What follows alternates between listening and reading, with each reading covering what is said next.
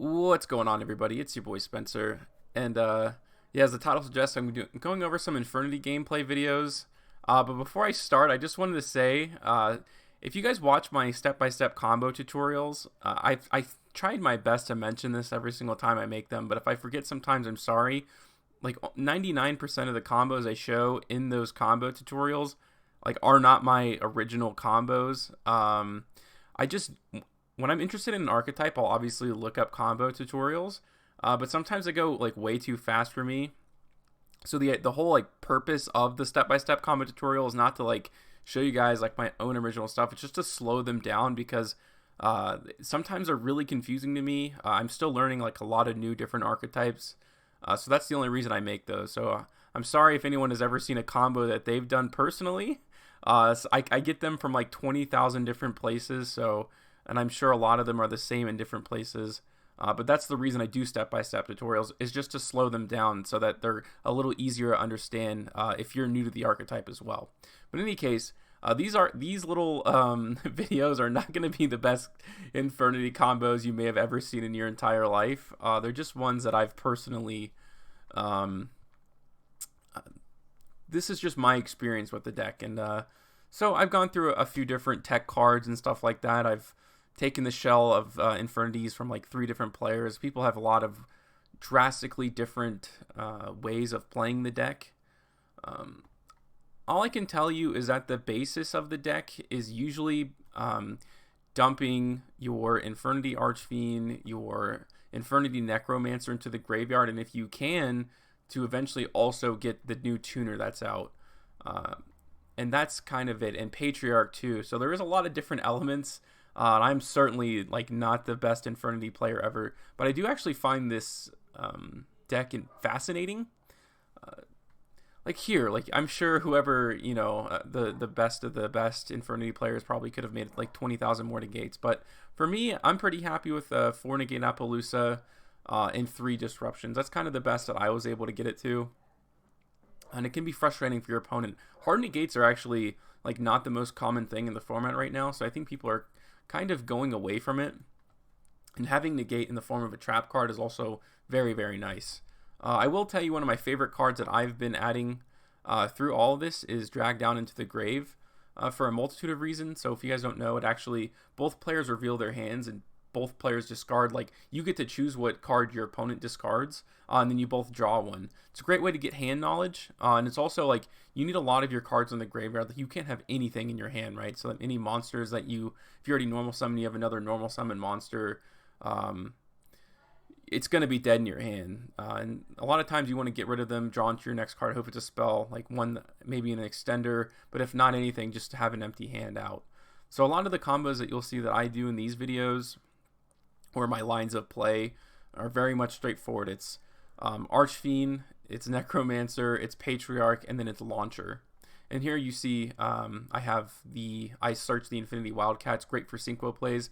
Level 3 Sycnrhos are super awesome most of the time. And the biggest part, I guess, about learning Infernities for me has been the key to it is not just using Necromancer to summon back Archfiend. It's Necromancer to summon back like one of your tuners, or to summon along with your tuner, and then using Necromancer to summon Archfiend. In that case, you saw me bring back the tuner and then Archfiend to go into that, because F.A. Dawn Dragster is only a level 7, so it goes pretty well with Wildcat. And also, there's a lot of good level 3 XYZ monsters that negate monster effects, so lots of versatility in the deck for sure. I've changed the deck to have cards like Forbidden Droplets in there. I think I've also added Raigeki and Harpy's Feather Duster. Forbidden Droplets in particular is a very nice card, actually, simply because it gets rid of cards in your hand, which is the most important thing. And in terms of like fighting through disruption, the deck is okay. It just depends. A lot of times you're left extremely vulnerable when you just normal summon your tour guide. But a lot of times that's like one of your only level 1 play starters, or your 1 card play starters, excuse me. It's not always perfect. Like, you need like at least 1 revival from the graveyard to make it work, but you can usually make that happen quite a bit. And like I said, you always want to try to dump like your Wildcat into the graveyard. And Wildcat's great because it does level manipulation as well. Just a really good all-around utility card that you'll always like want to have in your hand. You can get it through needle fiber sometimes, and other switch ways. A lot of times, like none of your two hands will be the same. And then Infernity General is also a really good card. Again, because it either produces you an XYZ monster, which is Sycnrho King as a monster negate, or you can go into like level 6, level like Sycnrhos, or level 7, depending what's on your field.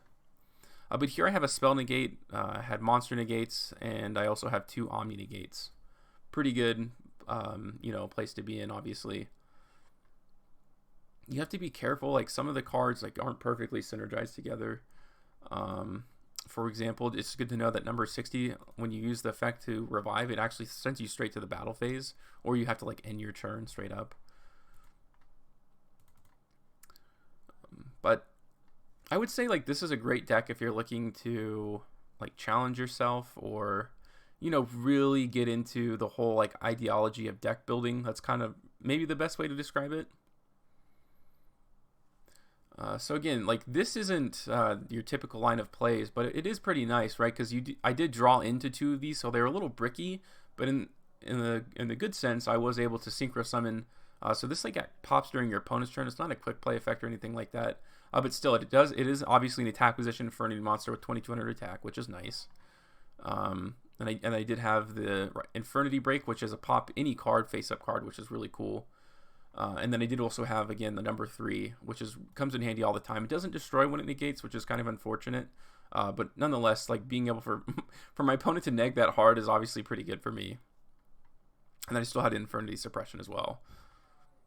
I decided to use number 3 when he activated this. He ended up quitting anyways, but because this negates like anywhere, it doesn't have to be on the field, and number 3 has to be on the field.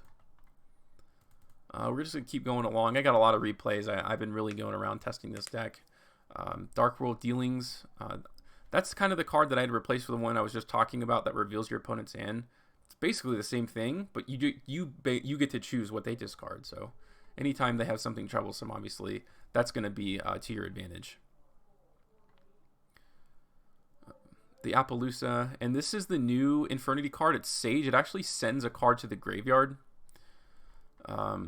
It sends a card to a graveyard. It lets you special summon 2, I think, level 3 or lowers from the graveyard, so it can help you go into your level 6 Sycnrhos, which are really easy. So again, a lot of versatility depending on what's in your board, which is basically the best part. And it also drew into an Infernity Break, which is great. I'm going to continue to negate all of his cards. So it's nice to know that you can make boards like that without Necromancer or without Archfiend. I'm going to continue just to keep negating. I'm going to negate as much as I can because I do have the Forbidden Droplets. I'm just going to be able to send the Appaloosa at some point. The more cards in your graveyard, the better. So that's why I had Dark World Dealings out there. I guess I technically could have waited, but still. He's going to try to go for the battle phase, and I don't know. It really doesn't hurt me to do that, right? Especially because he won't be able to get over to my Infernity Doom Archfiend. Top decking the Infernity Mirage, really good. It just gets all your plays going. It's basically a 1-card play starter for the most part, except you don't really want to see it in your opening hand. You want to see it later, or obviously eventually you would search it with Archfiend if you have like the right hand to do it. None of these decks I'm showing you obviously are meta defining. I would love to work my way up there someday, but I'm still too new with the deck. I know definitely I want a Judgment Dragon hit the field, and he has 2 of them, but I might as well. There's no other cards in here that were like better to negate or to send to the graveyard, I should say.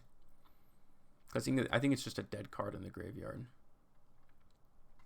So I opened pretty well here, especially when you have the Monster Reborn. That's just another, basically just represents another negate because you're going to summon back the Archfiend like 90% of the time. A lot of the times I go into the Appaloosa like too early, and that's kind of a mistake, to be honest with you. I wouldn't always recommend it. It's always usually better to go into the Sorry User Skull Dread. But as you learn the deck, you'll kind of find that out. Union Carrier, looks a little awkward, and it is, but you want to have your Infernity Wildcat as much as humanly possible. So if they were to destroy something, at least it's in the graveyard, because then you could end up summoning it back with that card that I was just talking to you about, the Judgment, I believe it's called. and it's great that Tour Guide is also just a level 3. And boosting the attack is always good because it is only 1800 attack. So a lot of times your opponent can summon a monster with more attack, and then just kind of gets rid of all of your negates on the board. So the more you can do that, the better. You know, you never want to draw into your monsters except for the one that special summons 2 from the graveyard. So equipping them also ensures that you don't draw them. So that's kind of also the ideology behind it. But having like a 4000 attack Archfiend is like pretty decent in and of itself. Again, this is just kind of my interpretation of the deck. I'm sure I'm doing everything wrong every single turn. But as I get better, I think I may show this deck off a little more. So I think there's a ton of potential there. Anytime you have cards that have non-hard once per turns, obviously, you're going to be able to do some pretty cool stuff. Not sure. Yeah, so this is the trap card, I believe, that negates all face-up cards on the field. But I do have the Harpy's Feather Duster. I do have the Raigeki I main deck. Nice to draw the 2 1-ofs, right? And it's really great to be able to dump. Again, like this card is like done a lot. As you've seen through these replays, I even myself, I hadn't really noticed how much of an impact it had made. Archfiend can get me a Necromancer, and since I did have the Stygian Street Patrol, obviously I'm going to be able to special summon that, and then kind of start my loops. So there's a different way to do it, but that was kind of a nice way to get going there. A little awkward there. I needed to go into the series of Skull Dread to hopefully find an extender, and I did. I think during the combat tutorial, I kind of told you guys not to use Saryuja Skull Dread's effects, but that's not very true, honestly. It's great because you have like the World Legacy Secession, Monster Reborn, and the Launcher are all extenders, so you hope you go into them, and if not, 90% of the time, or like every single time in my experience, when you use Saryuja Skull Dread, you can either special summon the card or set it if you draw into a spell. So it's always good to go a little deeper into your deck. He's going a little bit into his plays, the Sunrise Thrasher.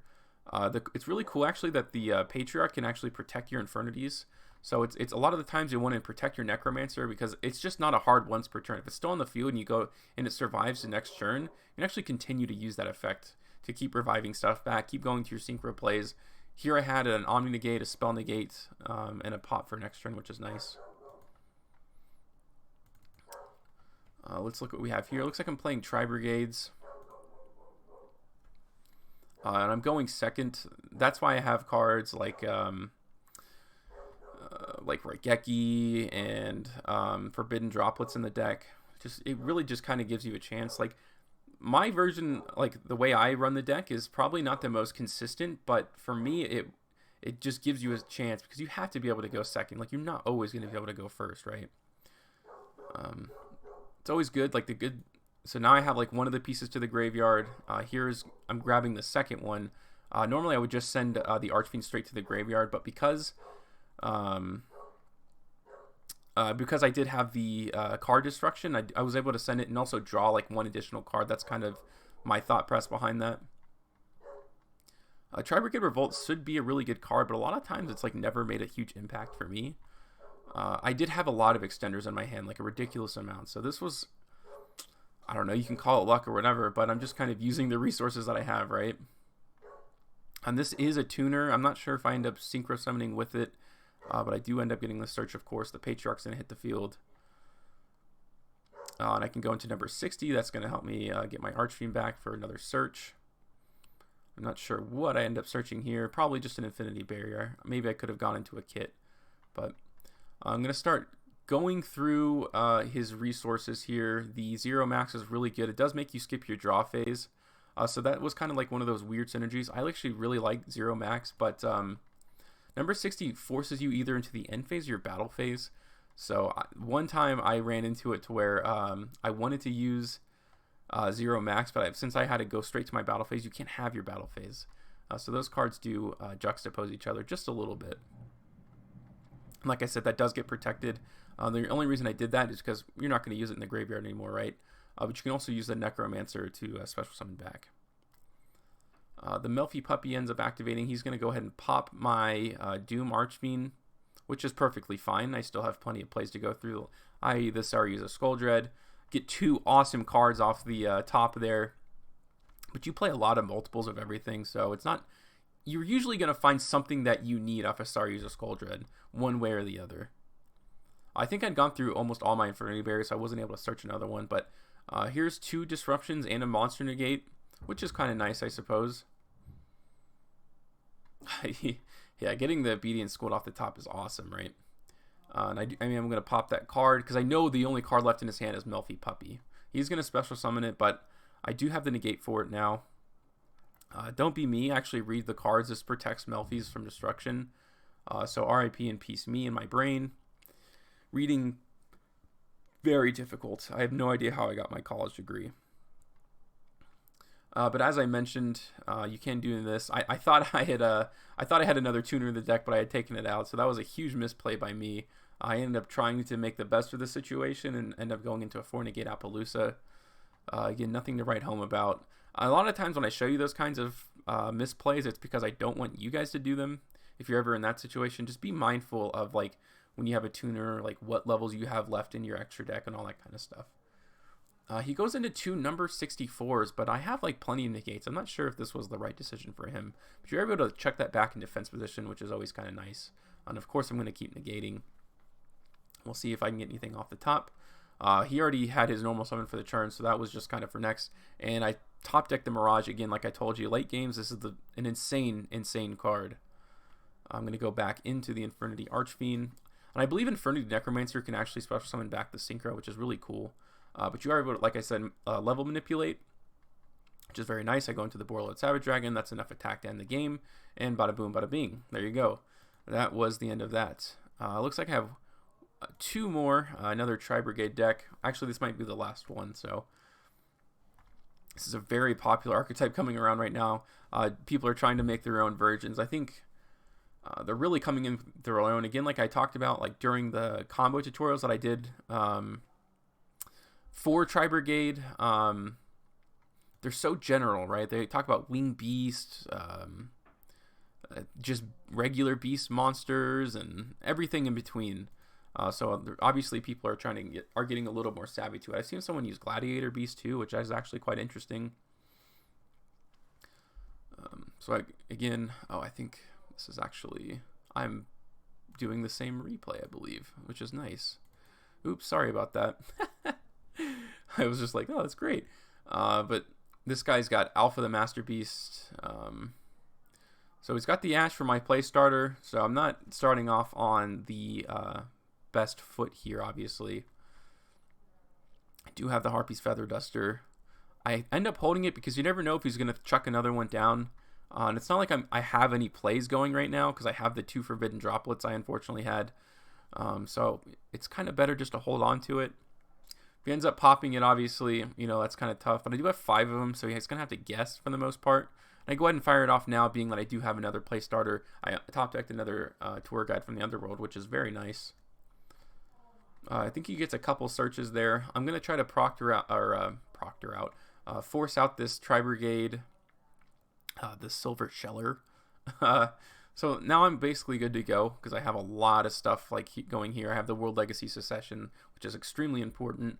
And now my plays can finally begin. I can start picking apart his board. Very lucky to be alive, obviously, but he gave me an opportunity, and I'm going to do everything I can to take advantage of that. Archfiend, of course, is going to search like an Infinity Launcher since I searched the Patriarch already. Sorry, Skull Dread hopefully will find me an extender or something to keep me going. And of course, Infernity Wildcat, like I've been saying, is a huge part of that. You may ask yourself why I didn't special summon with the Wildcat with the Saryuja. It's because I'm going to search the Mirage. That's the card I want to special summon. And again, I can start going to my Sycnrho plays. This time it's going to be Borreload Savage Dragon again. Really great utility card, very easy to go into. And I can use the Mirage to continue to Sycnrho summon, or even go to a level 3 if I want to, which is what I do here. So 3 Omni Negates and a Monster Negate. I can't be too upset about that. What I really should have done is probably put this in a zone. This card points to, so it gains a little bit of attack. Again, like anything over 2,000, you got to be a little happy about, at least a little bit. Like I've been saying, the normal summon for Tri-Brigades is like really important. I've never really seen them have too many extenders. I got to be able to live with that decision, right? He tries to send all these cards to the graveyard, but again, he can't